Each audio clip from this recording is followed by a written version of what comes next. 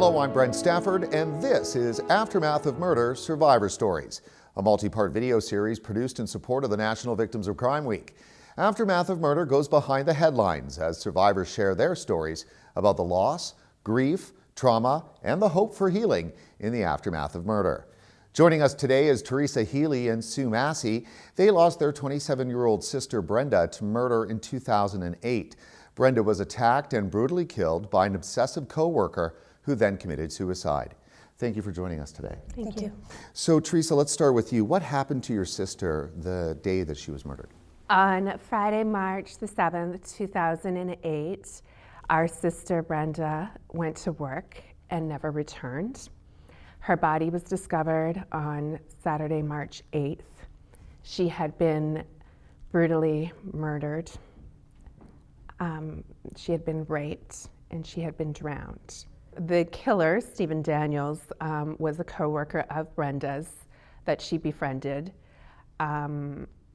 We feel that he had used his power, his position, to manipulate situations with her to get her into positions that, were outside of work. So he thought they had a relationship going? In his mind, he thought there was a relationship.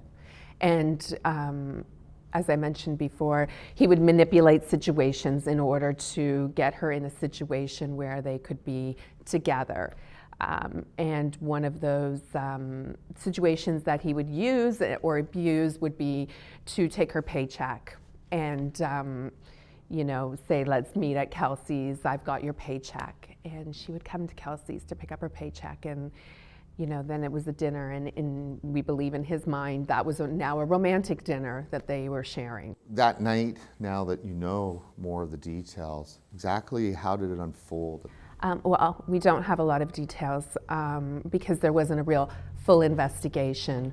What we do know is that Brenda came to that house under the pretense of picking up her paycheck. We know that she went into that house at approximately 5, 6 o'clock and never came out of that house again.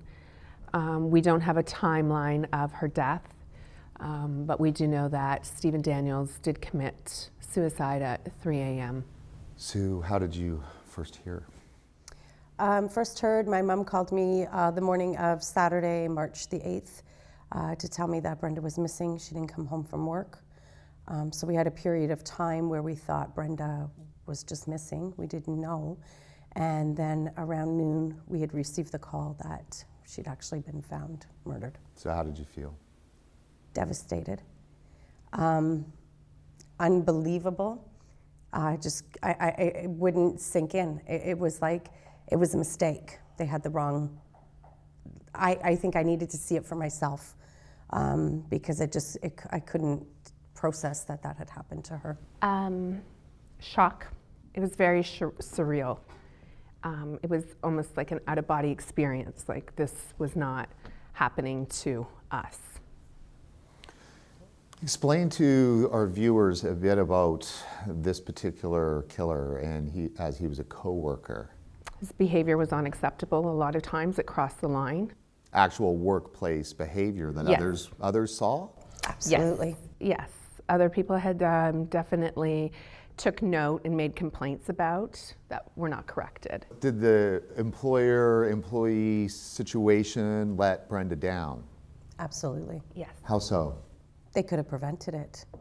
They could have told her. Told her what? Back in 1999, he was charged with attempted murder, which he was able to plea bargain down to assault, spent 7 months in jail, took an anger management course. He had attacked a woman in broad daylight and stabbed her. So the employer knew? Yes, the employer knew of his past history and was aware of the present behavior that was reported. Our sister Brenda was never warned. She was never then able to take the necessary steps that she could have put in place to protect herself. You must be enraged over that. Yeah, Very much that so. was so. We feel that if this information was shared, we wouldn't be sitting here having this conversation with you right now. So there's obviously, with this particular case, some issues that not make it a regular murder. For one, the killer killed himself. And so that means no trial. So how do you feel? Do you feel that there wasn't justice done? Yes and no. Yes and Yeah. no. Yes, because I think in one sense, we've been saved from going through a trial, parole hearings. I don't know if I would have the strength to do that. I'm sure it would come from somewhere. But honestly, I think he did us a favor. We don't have justice like other victims were able to have justice by going through the court system and finding out details that, help with closure. We didn't have that. It's certainly what would have been a painful experience that we didn't have to go through. But as a result of that, there's a lot of information that we feel that we didn't receive. So how has Brenda's death affected your entire family? Well, it's certainly changed everybody. I think everybody, a piece of us have all died with Brenda on that day. It's affected everybody. My mother, my father. You don't bury your children bury their parents. How do you get over it? You never get over it. You learn to live with it. You survive. You find the tools that you can use to make it through the day, but you never get over it. It affects you, and it will affect us for the rest of our lives. Can you heal, though? Yes, I believe you can heal. Yeah, I agree. Slowly. It's a long process. It's different for everybody, but there's tools out there, there's support out there.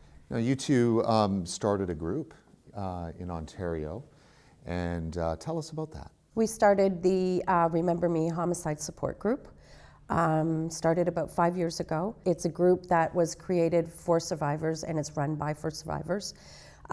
We meet once a month, and we kind of wanted it to be a group that was to do something inspiring, to give people the tools to cope. A place where people can come and feel welcomed and safe and know that they're not alone in how they feel. So every month we pick a topic of what we're going to do. So we've had art therapy, Reiki, the Labyrinth came in, other high-profile cases of people that have changed legislation to come in and speak to our group to give them some hope to know that they can make it through this very traumatic experience. And everything our group has done, it's done based on people coming in and volunteering their time. So it's kind of like a pay it forward, I look at it. We were speaking last night, and you mentioned something interesting, that you've recently had a number of people come into the program 20, 30 years after the murder of a loved one. That's a long time, and yet they're coming in for support now. Yeah, because 30 years ago there was nothing.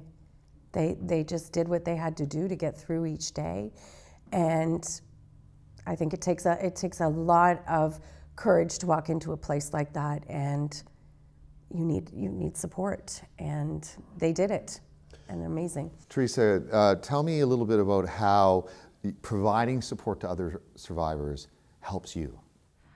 For myself personally, starting the group was important to me because I really wanted to, when this initially happened, I wanted to meet somebody that would tell me that I would be okay. One day I would be okay again.